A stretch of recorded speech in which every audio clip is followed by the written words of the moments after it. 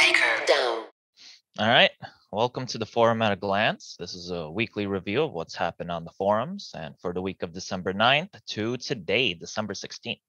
This will be the last Forum at a Glance for the year of 2021, and we'll begin with our top announcements. So we could go to the next slide. There we go.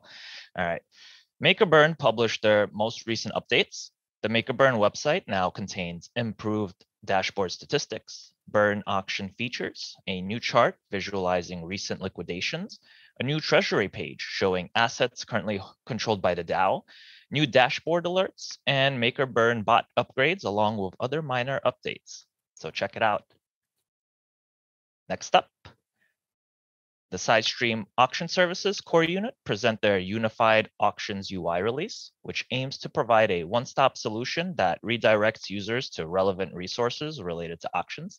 This also includes different UIs participating in collateral, surplus, or debt auctions. They also include auction-related analytics tools and existing keeper implementations.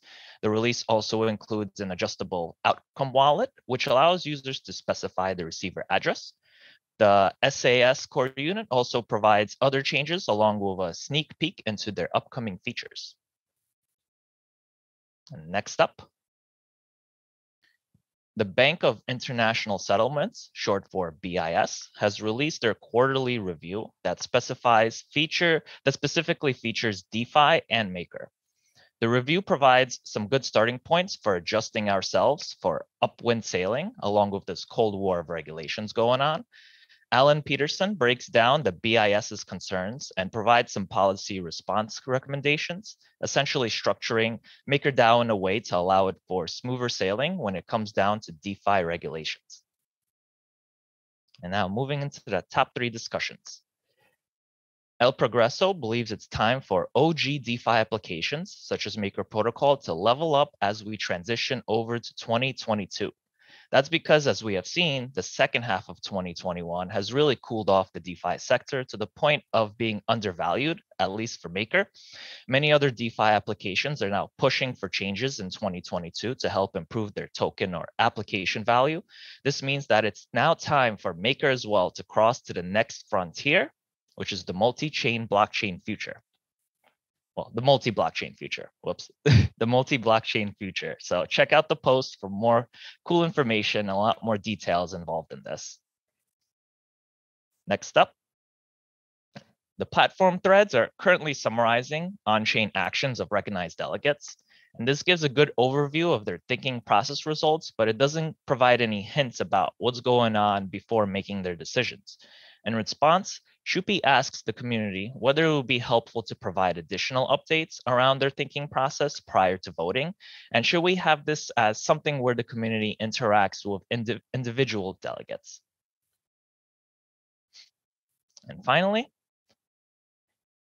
Frank doesn't bring up issues or requests. Instead, he asks the community what makes everyone so passionate about Maker. So if you have any interesting comments on this, you can go jump in and post your story. And now moving on to our active signal requests. Data shows that there's some inefficiencies when it comes to how we buy back MKR, such as buying back more than 3% over market price. Just in case proposes to lower the BEG with a B, helping retain more value to be burned. To offset some of the disadvantages, Just in case would at the same time propose to increase the lot size. And our next signal request. Currently, 75,000 MKR would be needed to be burned in the ESM to allow for emergency shutdown. And this invites a risk where a single really heavy MKR holder may be compelled to trigger the emergency shutdown. In response, GFX Lab submits a request to determine whether to increase the ESM threshold. It's not believed that any single MKR holder currently holds more than 100,000 MKR. And thereby, GFX Lab asks the community whether we should raise the ESM threshold to 100,000 MKR.